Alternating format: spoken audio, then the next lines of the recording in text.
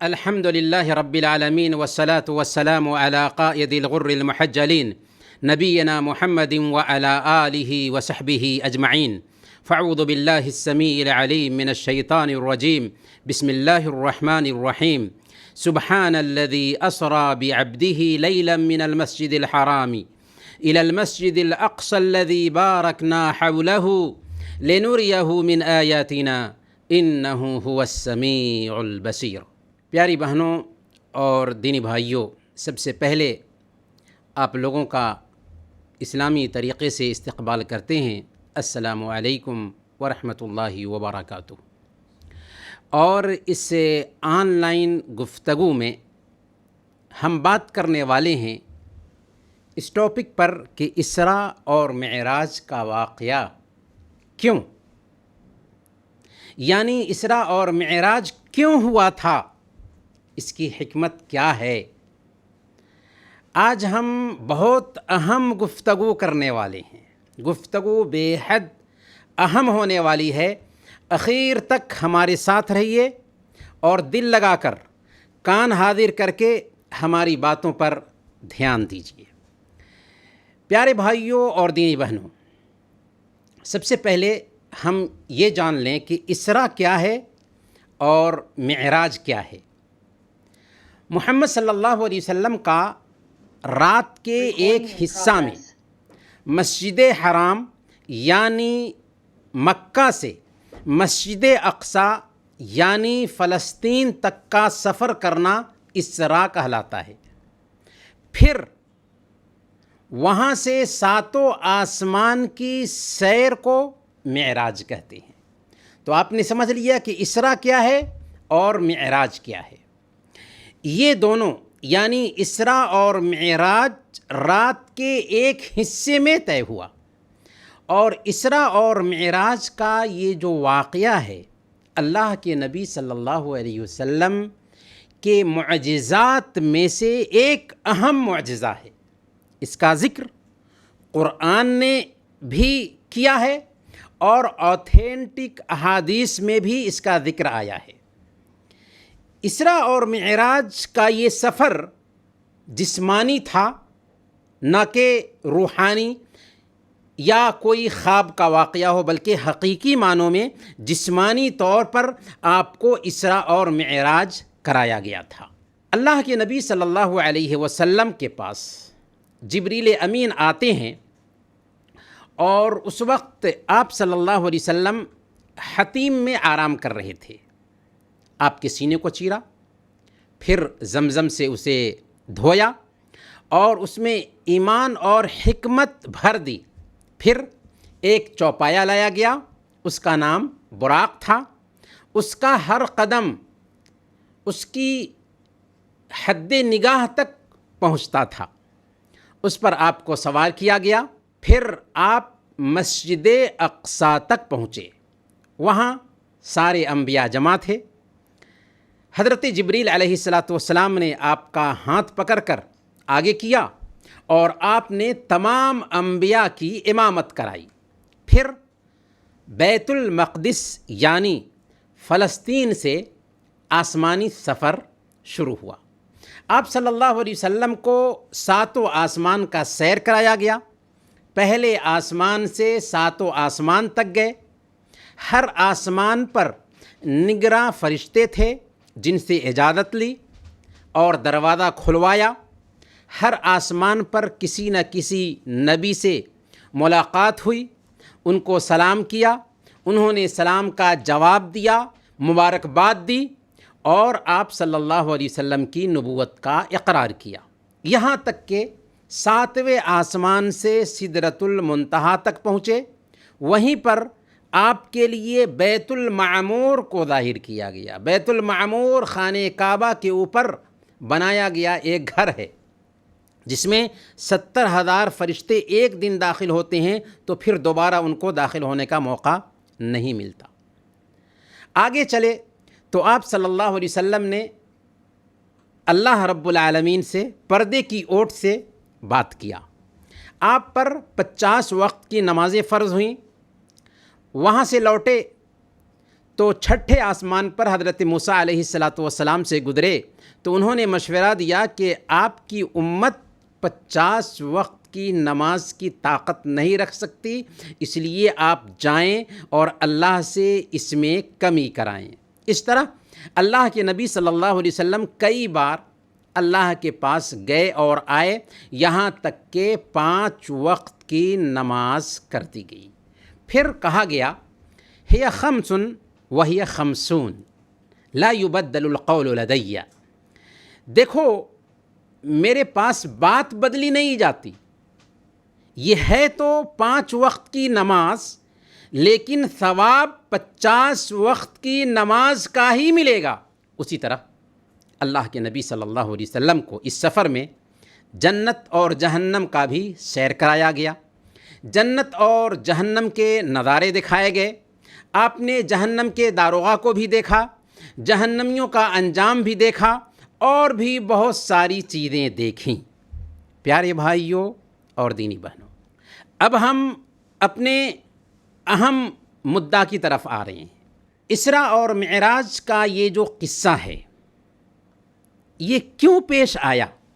سب سے پہلے جو پہلا پوائنٹ ہوگا جسے نوٹ کرنے کی ضرورت ہے وہ یہ ہے کہ ہمیں جاننا ہوگا کہ اسراء اور معراج اصل میں اللہ کے نبی صلی اللہ علیہ وسلم کی زندگی میں جو پیش آئے بہت سارے معجزات تھے، ان میں سے ایک معجزہ ہے۔ کیا ہے؟ اسراء اور معراج معجزہ ہے۔ معجزہ کیا ہوتا ہے؟ معجزہ کہتے ہیں عاجز کر دینے والی چیز، یعنی معجزہ اس عادت کے خلاف چیز کو کہتے ہیں جس کے جیسے لانے سے انسان عاجز ہو، اور معمول کے خلاف وہ چیز ہو، معمول کے خلاف ہو، اور جو چیزیں معمول کے خلاف ہوتی ہیں ان کو بھی سمجھ لینا ہے تاکہ معجزہ میں اور دوسری چیزوں میں فرق کو سمجھا جا سکے۔ جو چیزیں معمول کے خلاف ہوتی ہیں وہ 4 طرح کی چیزیں ہوتی ہیں، نوٹ کیجئے۔ پہلے نمبر پر معجزہ، دوسرے نمبر پر ارہاس، تیسرے نمبر پر کرامت اور چوتھے نمبر پر استدراج۔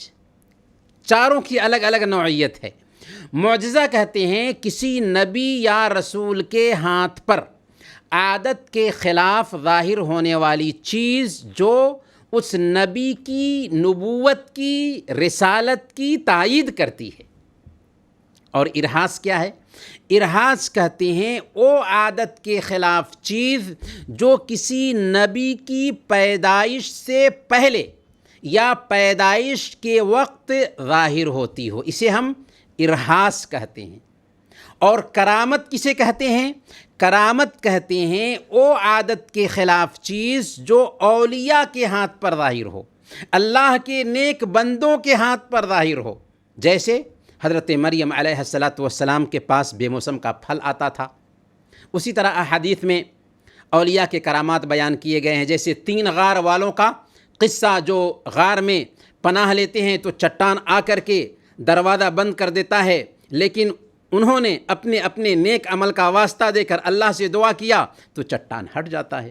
لیکن یاد رکھیں، معجزہ اور کرامت نبی یا ولی کے اختیار میں نہیں ہوتا کہ جب چاہیں کرامت ظاہر کر دیں یا جب چاہیں معجزہ ظاہر کر دیں، بلکہ اللہ کی چاہت سے کسی نبی کے ہاتھ پر معجزہ ظاہر ہوتا ہے اور اللہ کی چاہت سے ہی کسی ولی کے ہاتھ پر کرامت ظاہر ہوتی ہے۔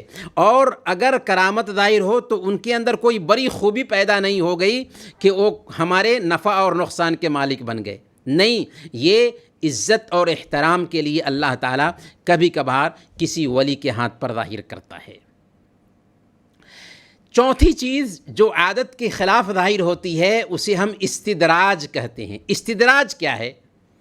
کسی کافر، مشرک یا فاسق و فاجر کے ہاتھ پر عادت کے خلاف کوئی چیز ظاہر ہو تو اسے ہم استدراج کہتے ہیں۔ گویا کہ کسی فاسق و فاجر کے ہاتھ پر بھی عادت کے خلاف کوئی چیز ظاہر ہو سکتی ہے، اور اس میں ایک انسان کے ایمان کی آزمائش ہوتی ہے کہ ایک انسان صحیح معنوں میں اگر ایمان والا ہوگا تو اس فاسق اور فاجر کی تائید نہیں کرے گا۔ جیسے جادوگر اپنا کرتب دکھلاتے ہیں، اور جیسے اخیر زمانے میں دجال کے ہاتھ پر اللہ رب العالمین عجیب عجیب طرح کی چیزیں ظاہر کرے گا، گویا کبھی کبھار کافر اور مشرک کے ہاتھ پر بھی عادت کے خلاف کچھ چیزیں ظاہر ہوتی ہیں، لیکن یہ کیا ہوتا ہے؟ یہ ڈھیل ہوتی ہے، مہلت ہوتی ہے، پھر اللہ تعالیٰ اس کے ذریعہ سخت گرفت فرماتا ہے اس کی۔ ہاں، تو یہ 4 چیزیں رہیں، اور ہم بات کر رہے ہیں معجزہ کے بارے میں۔ معجزہ کی اصل حقیقت یہ ہوتی ہے کہ عام طور پر لوگ کسی بھی سچائی کو 2 ذریعوں سے ہی مانتے ہیں۔ دھیان دیجئے گا، کسی بھی سچائی کو 2 ذریعوں سے ہی مانتے ہیں۔ پہلا ذریعہ ہوتا ہے ٹھوس عقلی دلائل پیش کیے جائیں، یعنی ٹھوس عقلی دلیل دی جائے تو لوگ ٹھوس دلیل کی بنیاد پر اسے تسلیم کرتے ہیں۔ دوسرا ذریعہ ہوتا ہے ٹھوس عقلی دلائل کے ساتھ ساتھ حیرت میں ڈالنے والی عادت کے خلاف کچھ چیزیں پیش کی جائیں تاکہ جو ماننے والے ہیں ان کے یقین میں اضافہ ہو سکے، اور جو مزید دلیل تلاش کر رہے ہیں ان کے لیے حجت تمام ہو سکے۔ تو کتنے لوگوں کے سامنے ٹھوس دلائل لاکھ پیش کریں لیکن وہ ماننے کے لیے تیار نہیں ہوتے، لیکن وہ معجزہ کے انتظار میں ہوتے ہیں، تو اللہ تعالیٰ نے اس معجزہ کا بھی انتظام کر دیا تاکہ انبیاء معجزہ بھی ظاہر کریں اور ان کا جو پیغام ہو اس پیغام کی تصدیق ہو سکے۔ اور ہوتا بھی ہے، کتنے لوگ دلائل سے مطمئن نہیں ہوتے تو معجزہ کو دیکھ کر کے مطمئن ہو جاتے ہیں۔ اس کی ایک موٹی سی مثال حضرت موسیٰ علیہ السلام اور فرعون کے بیچ جو مناظرہ ہوا، اس مناظرہ کے بعد فرعون نے کیا کیا؟ بڑے بڑے جادوگروں کو بلایا مقابلہ کے لیے حضرت موسیٰ علیہ السلام سے۔ جادوگروں نے اپنی لاٹھیاں پھینکی، حضرت موسیٰ علیہ السلام نے بھی اپنی لاٹھی پھینکی۔ جادوگروں کی ساری لاٹھیاں سانپ کی شکل اختیار کر لیتی ہیں، حضرت موسیٰ علیہ السلام کی لاٹھی بھی سانپ کی شکل اختیار کر لے رہی ہے۔ یہ سانپ سارے سانپوں کو نگل جاتا ہے۔ پھر کیا ہوتا ہے؟ جادوگروں نے یہاں پر سمجھ لیا، انہیں یقین ہو گیا کہ یہ معجزہ ہے، یہ جادو نہیں۔ چنانچہ اس معجزہ کو دیکھنے کے بعد ابھی وہی جادوگر جو حضرت موسیٰ علیہ السلام سے مقابلہ کے لیے تیار تھے، ابھی کیا کہتے ہیں؟ بیک زباں پکار اٹھتے ہیں، آمنا برب موسیٰ و ہارون، کہ ہم موسیٰ اور ہارون کے رب پر ایمان لائیں۔ یہ ہے معجزہ کا اثر۔ گویا کہ جہاں ٹھوس دلائل کی ضرورت ہے وہیں نبی کے لیے معجزہ کی بھی ضرورت ہوتی ہے۔ اب آئیے ذرا معجزہ کی کچھ مثالیں بھی ہم جانتے چلتے ہیں تاکہ بات صحیح طریقے سے ہمیں سمجھ میں آ سکے۔ حضرت ابراہیم علیہ السلام کے لیے آگ ٹھنڈی ہو جاتی ہے اور وہ آگ سے صحیح سلامت نکل آتی ہیں، یہ معجزہ تھا حضرت ابراہیم علیہ السلام کا۔ آپ پرندے کو ٹکڑے ٹکڑے کر کے الگ الگ پہاڑوں پر ڈال دیتے ہیں اور پھر پکارتے ہیں تو سارے حصے اس کے جڑ جاتے ہیں اور پرندہ بولتے ہوئے آپ کے پاس آ جاتا ہے۔ یہ معجزہ تھا حضرت ابراہیم علیہ السلام کا۔ حضرت داؤد علیہ السلام کے لیے لوہا نرم کر دیا جاتا ہے۔ حضرت سلیمان علیہ السلام کے لیے ہوا مسخر ہو جاتی ہے، یہاں تک کہ جہاں حکم دیتے ہیں ہوا کو وہاں آپ کو لے کر جاتی ہے۔ یہ معجزہ تھا حضرت سلیمان اور حضرت داؤد علیہ السلام کا۔ حضرت یعقوب علیہ السلام کے پاس جب حضرت یوسف علیہ السلام کی قمیص جاتی ہے اور اسے اپنی آنکھوں سے لگاتے ہیں تو آنکھ کی روشنی لوٹ کر آ جاتی ہے، یہ معجزہ تھا۔ حضرت صالح علیہ السلام اور ان کی قوم کے سامنے پہاڑ پھٹتا ہے اور اس سے سب کے سامنے میں گابھن اونٹنی نکل آتی ہے پہاڑ سے، یہ معجزہ ہے۔ حضرت ابراہیم علیہ السلام اور حضرت زکریہ علیہ السلام کو بڑھاپے میں، جبکہ ان دونوں کی بیویاں باج ہو چکی تھی، اللہ تعالیٰ اولاد دیتا ہے، یہ بھی ایک معجزہ ہے۔ حضرت عیسیٰ علیہ السلام کی پیدائش اللہ کے حکم سے بغیر باپ کے ہوتی ہے، دودھ پیتے کی حالت میں، مہد کی حالت میں بات کرتے ہیں، پیدائشی اندھوں کی آنکھ کو ٹھیک کر دیتے ہیں، مردوں کو زندہ کر دیتے ہیں، اور یہ سب اللہ کے حکم سے ہوتا ہے، اللہ کی طرف سے ہوتا ہے، یہ معجزہ ہے۔ اللہ کے نبی صلی اللہ علیہ وسلم جو ساری انسانیت کے سردار تھے، آپ کی انگلی کے اشارے سے چاند دو ٹکڑے ہو جاتا ہے، چاند دو ٹکڑے ہو جاتا ہے، یہ معجزہ تھا آپ صلی اللہ علیہ وسلم کا۔ اور قرآن کریم بھی ساری انسانیت کے لیے قیامت کے دن تک معجزہ ہے، جو زندہ معجزہ ہے۔ آپ صلی اللہ علیہ وسلم کے انہی معجزات میں سے ایک معجزہ اسراء اور معراج بھی ہے۔ گویا جب ہم اسراء اور معراج کا ذکر کرتے ہیں تو یہ کیا ہے؟ یہ ایک معجزہ ہے۔ گویا معجزہ سائنس کی پہنچ سے باہر کی چیز ہے، سائنس سے بونی ہے۔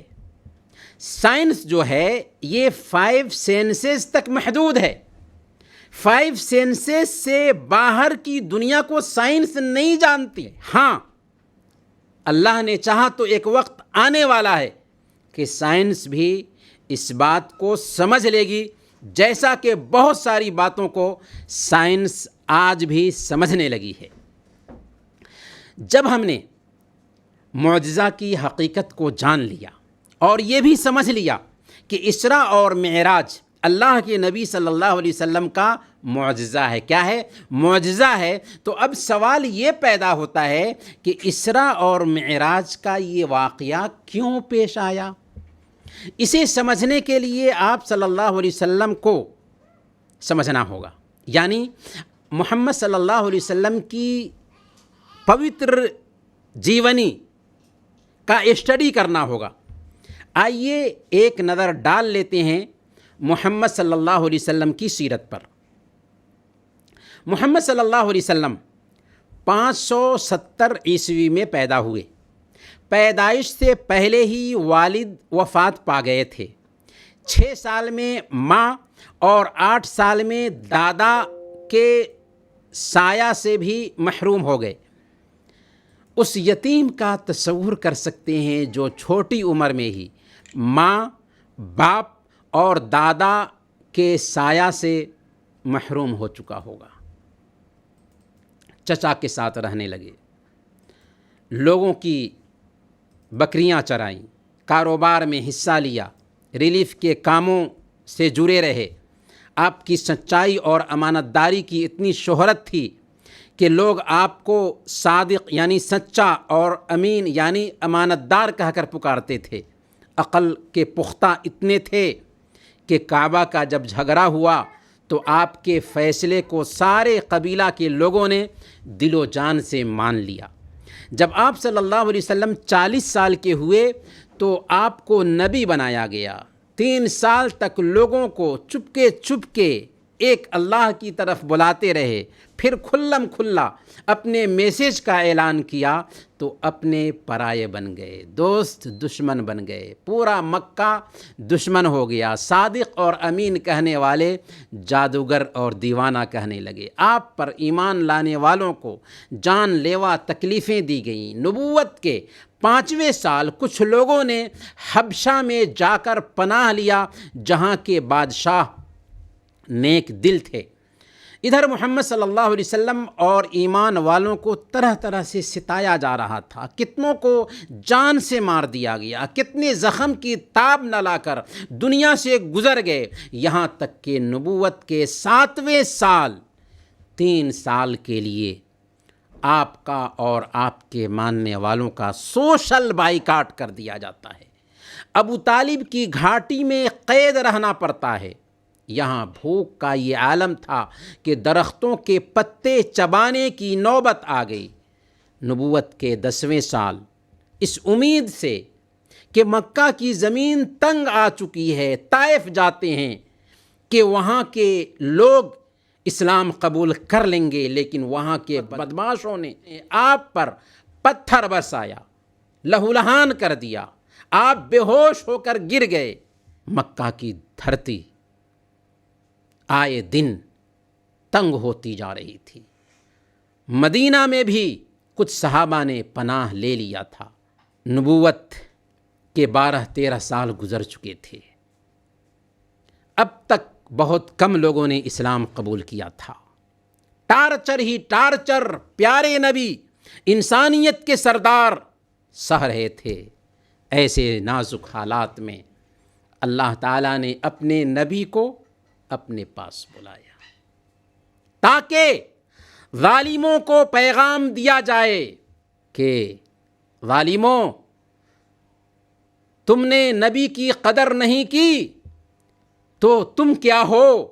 ان کا وہ مقام ہے کہ ان کا ویلکم کرنے کے لیے، ان کا استقبال کرنے کے لیے، ان کا سواگت کرنے کے لیے آسمان والے تیار ہیں۔ اور آپ کو اس کے ذریعہ یہ سبق دینا مقصود تھا کہ ہر تنگی کے ساتھ آسانی ہے، تنگی کے بعد آسانی نہیں بلکہ تنگی کے ساتھ آسانی ہے۔ ان مع العسر یسرا۔ پریشانیوں میں ہمت نہیں ہارنا چاہیے۔ زمین والے اگر آپ کے ساتھ بدسلوکی کر رہے ہیں تو اس کا مطلب یہ نہیں کہ آپ کو آپ کے رب نے چھوڑ دیا ہے، بلکہ آپ کی شان بلند ہونے والی ہے، آپ کا پیغام ساری انسانیت تک پہنچنے والا ہے۔ اسی کے ساتھ ہم آج کے ٹاپک سے پورے طور پر جڑ جاتے ہیں کہ اسراء اور معراج کا واقعہ کیوں پیش آیا۔ اللہ تعالیٰ نے سورۃ الاسراء میں جب اسراء کا ذکر کیا تو کیا فرمایا؟ سبحان الذی اسری بعبدہ لیلا من المسجد الحرام الى المسجد الاقصى الذی بارکنا حولہ لنریہ من آیاتنا۔ پاک ہے او اللہ جو اپنے بندے کو رات ہی رات میں مسجد حرام سے مسجد اقصیٰ تک لے گیا، جس کے آس پاس ہم نے برکت دے رکھی ہے۔ کیوں لے گیا؟ کیوں اسراء اور معراج کا واقعہ پیش آیا؟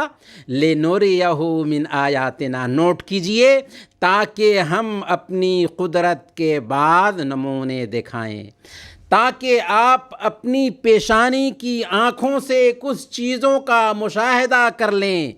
یہ جواب ہے اللہ تعالیٰ کا کہ ہم اپنے نبی کو قیامت کے دن تک کے انسانوں اور جنات کے لیے چونکہ رحمت بنا کر بھیج رہے ہیں، اس لیے ضرورت یہ تھی کہ اس نبی کو غیبی چیزوں کا مشاہدہ کرا دیا جائے، کیونکہ فارسی میں کہتے ہیں نا، شنیدہ کے بود مانند دیدہ، کہ دیکھی ہوئی چیز کی جو کیفیت ہوتی ہے وہ سنی ہوئی چیز کی کیفیت نہیں ہوتی۔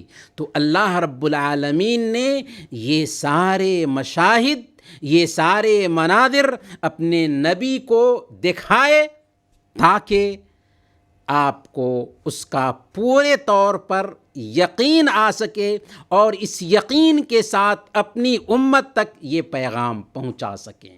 پھر معراج کی جو شروعات ہوئی تھی وہ کہاں سے ہوئی؟ بیت المقدس سے ہوئی ہے۔ کیوں؟ اس میں ایک سبق تھا کہ بیت المقدس مسلمانوں کا دھڑکتا ہوا دل ہے۔ یہ بتانا مقصود تھا کہ مسجد اقصیٰ سے آپ صلی اللہ علیہ وسلم کا اور آپ کی امت کا دلی تعلق ہوگا۔ مسجد اقصیٰ کے وارث آپ کی امت بننے والی ہے۔ افسوس کہ آج ظالم یہود نے اس مسجد کی بے حرمتی کرنا شروع کر دیا ہے اور عرصہ سے کرتے آ رہے ہیں، اور ہماری نئی نسل، ہماری نئی پیڑھی بھولتی جا رہی ہے کہ مسجد حرام اور مسجد نبوی کے جیسے مسجد اقصیٰ سے بھی ہماری عقیدت ہے، اس کا تعلق ہماری ایمان سے ہے، وہ مرکز عقیدت ہے ہمارے لیے. دل سے دعا کیجئے کہ اللہ تعالیٰ ہمیں اس مسجد میں ایک دن نماز پڑھنا نصیب فرمائے. آمین یا رب العالمین. پھر بیت المقدس پہنچنے کے بعد اللہ کے نبی صلی اللہ علیہ وسلم نے سارے انبیاء کی امامت کرائی. اللہ تعالیٰ نے انبیاء کی روحوں کو جسمانی شکل دے کر وہاں تک پہنچا دیا تھا. آپ نے ان سارے انبیاء کی امامت کرائی. اس میں پیغام یہ تھا کہ فیوچر اسلام کا ہے اور ساری انسانیت کے عالمی ہیرو محمد صلی اللہ علیہ وسلم ہیں. اللہ کے رسول صلی اللہ علیہ وسلم کی امامت میں سارے انبیاء کا نماز پڑھنا اصل میں یہ ثبوت تھا کہ سارے انبیاء سے افضل آپ ہیں اور آپ کا دین انہی نبیوں کا دین ہے جسے لے کر کے سارے انبیاء آئے تھے. ہاں آپ کی شریعت آخری شریعت ہے اور آپ ساری انسانیت کے لیے نبی اور رسول بنا کر بھیجے گئے ہیں. اسراء اور معراج کا واقعہ کیوں پیش آیا؟ تاکہ آپ صلی اللہ علیہ وسلم اپنی امت کو سمجھا سکے کہ 5 وقت کی یہ جو نمازیں ہیں ان کی بڑی اہمیت ہے. وہ نماز جو ہمارے نبی کی آنکھوں کی ٹھنڈک تھی، وہ نماز جو ایک مسلمان کی پہچان ہے، وہ نماز جس کے بارے میں قیامت کے دن سب سے پہلے پوچھ گچھ ہونے والی ہے. جو چیز جتنی اہمیت رکھتی ہے نا اسی قدر اس کا اہتمام ہوتا ہے. آپ دیکھیے نا، سارے احکام زمین پر اترے. روزے کا حکم زمین پر اترا، زکوٰۃ کا حکم زمین پر اترا، حج کا حکم زمین پر اترا، پورا قرآن زمین پر اترا، پوری شریعت زمین پر اتری. لیکن جب نماز کا معاملہ آتا ہے تو اللہ تعالیٰ نماز کا تحفہ دینے کے لیے اپنے نبی کو اپنے پاس بلا رہا ہے. کیوں؟ نماز کی اہمیت بتانے کے لیے، نماز کی اہمیت سمجھانے کے لیے. یاد رکھیں، اسلام میں کلمہ توحید کا اقرار کرنے کے بعد اگر سب سے پہلی چیز ضروری ہے تو نماز ہے. اگر نماز نہیں تو اسلام کا تصور ہی نہیں کیا جا سکتا. اگر ایک انسان نماز نہیں پڑھتا ہے تو زندہ ہو کر بھی مردہ ہے. معراج کا سب سے اہم پیغام یہی ہے کہ زندگی میں 5 وقت کی نمازیں آ جائیں. پیارے بھائیوں اور دینی بہنوں، اللہ کے نبی صلی اللہ علیہ وسلم معراج کے موقع سے جنت کے مناظر بھی دیکھتے ہیں، جہنم کی سزاؤں کا بھی مشاہدہ کرتے ہیں. آپ نے بہت سارے گنہگاروں کی سزائیں بھی دیکھیں، اچھے اعمال کے انعامات بھی آپ کو دکھائے گئے. کیوں؟ لِنُرِيَهُ مِنْ آیاتنا. اللہ نے کہہ دیا تاکہ ہم اپنی آیتیں دکھلائیں. آپ غیب کی دنیا کو اپنی پیشانی کی آنکھوں سے دیکھ لیں اور اپنی امت تک اس کی ایک ایک کیفیت پہنچا دیں. امت کو آنکھوں دیکھا حال بیان کر دیں. چنانچہ آپ صلی اللہ علیہ وسلم نے امت کو آنکھوں دیکھا حال بیان کر دیا اور ایک ایسی جماعت تیار کی جو دنیا کی آئیڈیل جماعت ٹھہری. گویا جنت اور جہنم کو اپنی آنکھ سے وہ دیکھتے تھے، وہ دنیا میں جی رہے تھے لیکن آخرت کے رسیا بنے ہوئے تھے. جنت کی تمنا لیے ہوئے جیتے تھے، جہنم سے خوف کھاتے رہتے تھے. ان صحابہ نے اسلام کو اپنی پوری زندگی میں اتار لیا تھا. بڑے بڑے بادشاہوں کے دربار میں اسلام کا برملا اعلان کیا تھا. دولت کو لات مار کر فقر و فاقہ کی زندگی اختیار کی تھی. اس کردار نے گھر کی دولت کو آپ صلی اللہ علیہ وسلم کی خدمت میں لا پیش کیا تھا. اس کیریکٹر نے خود کو بھوکا رکھ کر دوسروں کو کھانا کھلایا تھا. اس نمونہ نے اللہ کے راستے میں جب شہادت پائی تو زبان پر برملا یہ الفاظ آتے ہیں کہ فزت و رب الکعبہ، رب کعبہ کی قسم میں کامیاب ہو گیا. اس کردار نے اندھیرے میں ماں کے کہنے کے باوجود بھی دودھ میں پانی ملانے سے انکار کر دیا تھا۔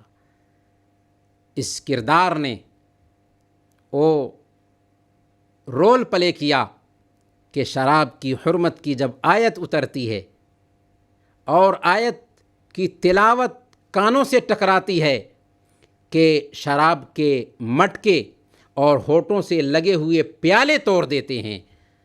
جی ہاں، وہ جہاں بھی گئے ان کو دیکھ کر لوگوں نے یہی میسیج لیا کہ جس کے اخلاق اتنے اچھے ہوں، جس کا کردار اتنا نرالا ہو، اس کا دین کتنا عمدہ ہوگا۔ چنانچہ لوگوں نے انہیں دیکھ کر کے اسلام کو گلے لگا لیا۔ اسی لیے اللہ تعالیٰ نے ان کو عزت دی، ان کو سربلندی عطا کیا۔ وہ بکریوں کے چرواہے تھے، ان کی کوئی حیثیت نہیں تھی، لیکن جب قرآن کو اپنایا، اسلام کو اپنایا، نبی پاک صلی اللہ علیہ وسلم کی تابعداری اختیار کی، تو وہ ملکوں کے حکمراں بن گئے۔ انہوں نے دنیا کو لات مارا تو دنیا ان کے قدموں تلے جھک گئی۔ آج افسوس کی بات ہے، جی ہاں افسوس کی بات ہے کہ وہی دین ہمارے پاس بھی ہے، وہی قرآن ہمارے پاس بھی ہے، وہی نبی ہمارے پاس بھی ہیں، اور وہی رب ہمارا بھی ہے، لیکن پھر بھی ہم ذلیل کیوں ہیں؟ پھر بھی ہم پستی کے شکار کیوں ہیں؟ پھر بھی ہماری کوئی حیثیت کیوں نہیں؟ ہمیں کیوں رودا جاتا ہے؟ ہمیں کیوں کچلا جاتا ہے؟ ہمیں کیوں پیسا جاتا ہے؟ کیوں؟ اس لیے کہ ہم نام کے مسلمان رہ گئے ہیں۔ نبی کا نام لیا، نبی سے محبت کا دم بھرا، لیکن نبی کی تعلیمات کو زندگی میں جگہ نہیں دی۔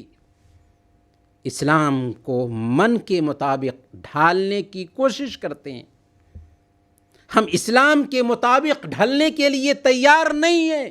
اسلام کے کچھ احکام کو اپنا لیتے ہیں اور سمجھتے ہیں کہ ہم پکے مسلمان ہیں۔ آخر کیسے عزت ملے گی؟ کیسے ہماری بیماری ٹھیک ہوگی؟ کیسے ہمارے مسائل حل ہوں گے؟ مریض ہے، ڈاکٹر کے پاس جاتا ہے، ڈاکٹر اس کی تشخیص کرتا ہے، دوا بتاتا ہے اور کہتا ہے کہ یہ دوا اتنی تعداد میں اور اس وقت میں کھانا ہے اور ان چیزوں سے پرہیز کرنا ہے۔ اب مریض گھر آتا ہے، دوا کھاتا ہی نہیں، اور اگر کھاتا ہے تو ٹال مٹول کر کے، لاپرواہی سے، اور کسی بھی چیز سے پرہیز نہیں کرتا۔ اب آپ دل پر ہاتھ رکھ کر کے جواب دیجئے کہ کیا ایسے مریض کی بیماری ٹھیک ہوگی؟ بالکل وہی کیفیت ہماری بھی ہے۔ جس نسخے کیمیا کو اپنا کر کے صحابہ کرام نے عزت پائی تھی، وہی نسخے کو کیمیا آج ہمارے پاس بھی ہے، لیکن ہم اس کو اپنانے کے لیے تیار نہیں۔ ہم وہ دوا استعمال نہیں کرتے ہیں، اور جن کاموں سے روک دیا تھا اسلام نے اس سے اپنے آپ کو روکتے نہیں ہیں، تو ہمیں عزت کیسے ملے گی؟ ہمیں سربلندی کیسے حاصل ہوگی؟ اللہ نے تو آج سے 1450 سال پہلے یہ بات بھی کہہ دی تھی، افتؤمنون ببعض الکتاب وتکفرون ببعض فما جزاء من يفعل ذلك منكم الا خزي في الحیاة الدنیا ویوم القیامة یردون الی اشد العذاب، کہ کیا تم کتاب کی بعض آیتوں پر ایمان لاتے ہو اور بعض کا انکار کرتے ہو؟ جو ایسا کریں دنیاوی زندگی میں ان کو ذلیل ہونا پڑے گا، اور آخرت میں دردناک عذاب سے دوچار کیے جائیں گے۔ گویا کہ آج ہم نے اپنے من کے مطابق اسلام کو ڈھال لیا اور اسلام کی بہت ساری تعلیمات کو نظر انداز کیا، تو ذلت ہمارے لیے مقدر ہی ہوگی۔ اور اللہ کا فرمان ہے فَلَن تَجِدَ لِسُنَّتِ اللَّهِ تَبْدِيلًا، تم اللہ کے دستور میں تبدیلی نہیں پاؤ گے، اللہ کا یہ دستور ہے۔ اور یاد رکھیں ہمارے رب کا فرمان ہے وَأَنْتُمُ الْأَعْلَوْنَ إِن كُنتُم مُؤْمِنِينَ، تم ہی سر بلند رہو گے اگر تم ایمان والے رہے۔ جی ہاں، اگر ہمارے اندر ایمان آ گیا تو ہم ہی سربلند رہیں گے، جیسے صحابہ کرام کو اللہ رب العالمین نے سربلندی نصیب فرمائی تھی۔ فدائے بدر پیدا کر، فرشتے تیری نصرت کو اتر سکتے ہیں گردوں سے، قطار اندر قطار اب بھی۔ دینی بھائیوں اور پیاری بہنوں، یہ تھیں دل سے نکلی ہوئی کچھ باتیں جنہیں دل تک پہنچانا مقصود تھا۔ امید کہ ہماری باتیں دل تک پہنچی ہوں گی اور عمل میں ڈھل جائیں گی انشاءاللہ۔ انہی چند کلمات کے ساتھ ہم آپ سے رخصت ہوتے ہیں اور دعا کرتے ہیں کہ الہ العالمین تو ہم سب کو ان باتوں پر عمل کرنے کی توفیق عطا فرما، ہمیں دین کا داعی اور منادی بنا دے، دین کے لیے جینے والا اور دین کے لیے مرنے والا بنا دے، آمین۔ وصلی اللہ علی نبینا محمد وعلی آلہ وصحبہ اجمعین۔ نہیں ہے سوال شاید؟ جی وعلیکم السلام ورحمۃ اللہ وبرکاتہ۔ یہ شیخ رسول اللہ صلی اللہ علیہ وسلم اخلاق میں بہت بلند تھے، بہت بلند اخلاق تھا ان کا۔ جی جی۔ اور ٹھیک اس زمانے میں اگر ہم رسول اللہ کے بلند اخلاق پر مطلب کچھ ایسا اخلاق بتا دیں جس پہ ہم لوگ پکڑ کے چلے تو لگے گا ہاں کامیاب ہو جائے جی جی ابھی کے دور پہ۔ جی جی۔ اللہ تعالیٰ نے پیارے نبی صلی اللہ علیہ وسلم کے بارے میں یہ فرمایا کہ لقد کان لکم فی رسول اللہ اسوۃ حسنہ، تمہارے لیے اللہ کے نبی صلی اللہ علیہ وسلم کی زندگی بہترین نمونہ ہے۔ اور اخلاق کے حوالے سے اللہ تعالیٰ بیان کرتا ہے کہ وَإِنَّكَ لَعَلَىٰ خُلُقٍ عَظِيمٍ، آپ اخلاق کے اونچے درجے پر ہیں۔ اور اللہ کے نبی صلی اللہ علیہ وسلم کہتے ہیں کہ بعثت لأتمم مکارم الاخلاق، مجھے اس لیے بھیجا گیا ہے تاکہ میں اچھے اخلاق کو مکمل کر دوں۔ گویا کہ اللہ کے نبی صلی اللہ علیہ وسلم کی پوری زندگی اخلاق کو پہنچانے کے لیے وقف تھی، یعنی اخلاق کی تکمیل کے لیے، اخلاق کو لوگوں تک پہنچانے کے لیے ہی بھیجے گئے تھے۔ تو اس حدیث سے کیا سمجھ میں آتا ہے کہ اخلاق کا دائرہ صرف اس حد تک نہیں ہے کہ ہم کسی آدمی سے محبت سے، پیار سے بات کریں، بلکہ اخلاق کا تعلق ایمان سے بھی ہے، اخلاق کا تعلق عبادت سے بھی ہے، اخلاق کا تعلق معاملات سے بھی ہے، اور اخلاق کا تعلق انسانی رویے سے بھی ہے۔ گویا کہ اخلاق پورے اسلام کا نام ہے، اخلاق پورے اسلام کا نام ہے۔ عقیدہ اگر صحیح نہیں ہے تو ہمارا اخلاق صحیح نہیں، عبادات میں ہم کمزور ہیں تو ہمارا اخلاق صحیح نہیں، معاملات ہمارے ٹھیک نہیں ہیں تو ہمارا اخلاق نہیں، ویسے ہی ہمارے رویے ٹھیک نہیں ہیں تو ہمارا اخلاق صحیح نہیں۔ تو اخلاق کے معاملے میں بنیادی طور پر جو اللہ کے حق کے بعد، اللہ کے حق کو ادا کرنے کے بعد جو اخلاق صحیح ہونے چاہیے، اس میں یہ ہے کہ سب سے پہلے نمبر پر ہمارے ماں باپ کے ساتھ ہمارا رویہ اچھا ہو، دوسرے نمبر پر شوہر بیوی کا آپس میں تعلق اچھا ہو، کیونکہ اللہ کے نبی صلی اللہ علیہ وسلم نے کیا فرمایا؟ خیرکم خیرکم لأہلہ وانا خیرکم لأہلی، تم میں بہتر وہ ہے جو اپنے گھر والوں کے لیے بہتر ہو اور میں اپنے گھر والوں کے لیے سب سے بہتر ہوں۔ تو شوہر بیوی کا رویہ صحیح ہو آپس میں۔ تیسرے نمبر پر اولاد کی تربیت میں شوہر بیوی دونوں دھیان دیں۔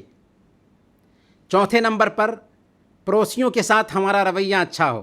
پانچویں نمبر پر رشتہ داروں کے ساتھ ہمارے اخلاق اچھے ہوں۔ اور چھٹے نمبر پر عام لوگوں کے ساتھ ہمارے اخلاق اچھے ہوں۔ اور اخلاق میں کیا کیا چیزیں آئیں گی؟ تو بنیادی طور پر اگر ہم کسی کی بات کو برداشت کر لیتے ہیں، صبر سے کام لیتے ہیں اور دوسروں سے ملتے ہیں تو ہنسمکھ چہرے کے ساتھ ملتے ہیں، تو گویا کہ ہم نے اخلاق کا معاملہ کیا اور لوگوں کے ساتھ بہتر رویہ سے پیش آئے۔ اللہ کے نبی صلی اللہ علیہ وسلم نے بیان فرمایا، تبسمک علی وجہ اخیک صدقہ، تمہارا اپنے بھائی سے مسکرا کر ملنا بھی صدقہ ہے۔ امید کہ ہماری بات پہنچ چکی ہوگی۔ السلام علیکم ورحمۃ وعلیکم اللہ السلام وبرکاتہ۔ ورحمۃ اللہ وبرکاتہ۔ شیخ صاحب، مجھے روزے کا مسئلہ تھا، ہوں روزے کے بارے میں پوچھنا ہے۔ ہوں ایکچولی روزہ بیماری حالت میں ایکسکیوز ہے نا رہنے کے لیے، بٹ بیماری مطلب اتنی بھی بیمار نہیں ہے کہ روزہ نہیں رکھتا، مطلب جیسے کہ گیسٹرک کا پرابلم ہے، پیٹ کا مسئلہ ہے، تو زیادہ بھوکے رہنے سے تھوڑا تکلیف ہوتی، گیسٹرک ہوتا ہے، تو اس صورت پہ روزے کا کس طرح سے ہم لوگ یہ کریں، تھوڑا مجھے سمجھائیے جی شیخ جی۔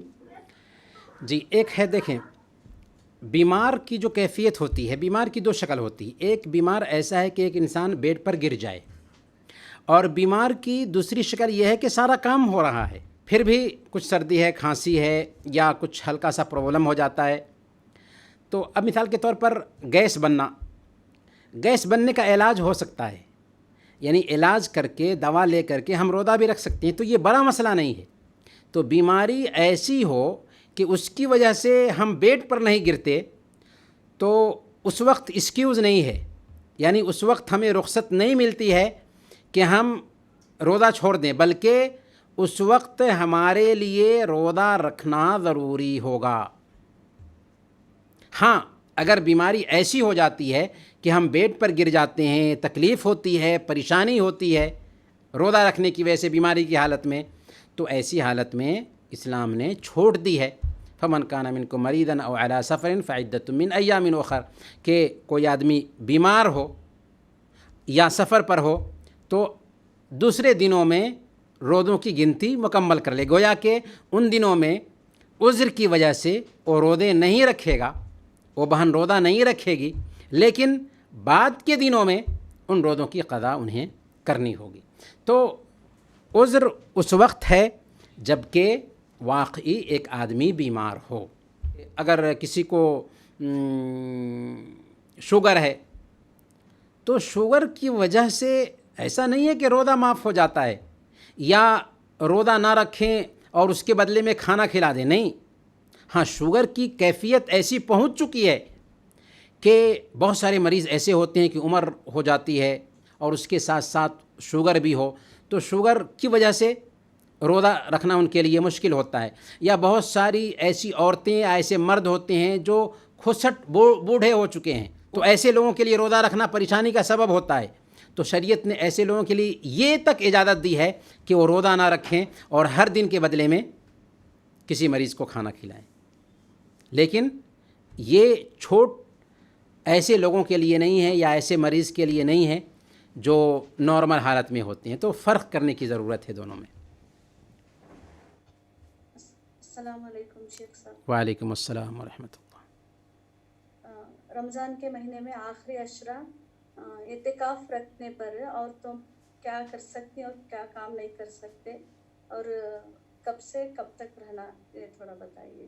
اعتکاف کے حوالے سے اللہ رب العالمین قرآن کریم میں فرماتا ہے، وَلَا تُبَاشِرُوهُنَّ وَأَنْتُمْ عَاكِفُونَ فِي الْمَسَاجِدِ۔ اعتکاف کا ذکر مسجد سے جوڑ کر کے اللہ رب العالمین نے کیا ہے۔ تو اس سے پتہ یہ چلتا ہے کہ ایک عورت کا یا مرد کا اگر اعتکاف ہوگا تو مسجد میں ہی اعتکاف ہوگا۔ اس ناحیہ سے ایک عورت اعتکاف کرنے کا ارادہ کرتی ہے تو مسجد میں ہی اعتکاف کرے گی۔ اگر مان لیا کہ کہیں پر مسجد کا انتظام نہیں ہے یا مسجد میں ایسے حالات نہیں ہے کہ ایک بہن اعتکاف کرے، تو ایک دوسرے نمبر پر یا دوسری چیز ہماری شریعت میں ہے نیت۔ ہماری خواہش تھی یہ کرنے کی، لیکن اسباب ایسے پیدا نہیں ہو رہے ہیں کرنے کے، تو اللہ تعالی ہمیں نیت کا بھی ثواب دے گا۔ اللہ کے نبی صلی اللہ علیہ وسلم کی حدیث ہے، اذا مرض العبد او سافر كتب له مثل ما كان يعمل مقيما صحيحا۔ کہ ایک انسان بیمار پڑ جائے یا سفر پہ ہو تو جو کچھ بھی اقامت کی حالت میں یا بیماری سے پہلے کیا کرتا تھا اس کے لیے وہ ساری چیزیں لکھی جاتی ہیں. تو اس ناحیہ سے اگر کسی بہن نے مسجد نہ ملنے کی وجہ سے یا مسجد میں آسانی نہ ہونے کی وجہ سے اعتکاف نہیں کیا، پھر بھی نیت تھی اس کی اعتکاف کرنے کی، تو اس کو اعتکاف کا ثواب ملے گا. اس کے ساتھ ساتھ ایک عورت اپنے گھر میں بیٹھ کر کے یک سوئی اختیار کر کے قرآن کریم کی تلاوت کر سکتی ہے، ذکر کا اہتمام کر سکتی ہے، 2 گھنٹے کے لیے 3 گھنٹے کے لیے اپنے آپ کو فارغ کر لے اور اس میں یکسوئی کے ساتھ میں قرآن کی تلاوت کرے، ذکر کرے. یہ بھی ایک طرح سے اعتکاف ہے. تو اگرچہ سنت کے مطابق اعتکاف کرنے کا موقع نہیں ملتا ہے، پھر بھی دوسرے ذرائع ہیں جس کے ذریعہ ایک بہن جو ہے نا اپنے آپ کو فارغ کر سکتی ہے اور فارغ کر کے اپنے رب کی اطاعت شعار بندی بن سکتی ہے. اللہ ہمیں بہترین عقیدہ کی توفیق دے اور بہترین اخلاق دے. اللہ بولنے اور سننے سے زیادہ عمل کرنے کی توفیق دے. آمین. جزاک اللہ خیرا. بارک اللہ. سبحانک اللہم و بحمدک نشہد ان لا الہ الا انت نستغفرک و اتوب الیک. بارک اللہ. السلام علیکم و رحمۃ اللہ وبرکاتہ. وعلیکم السلام.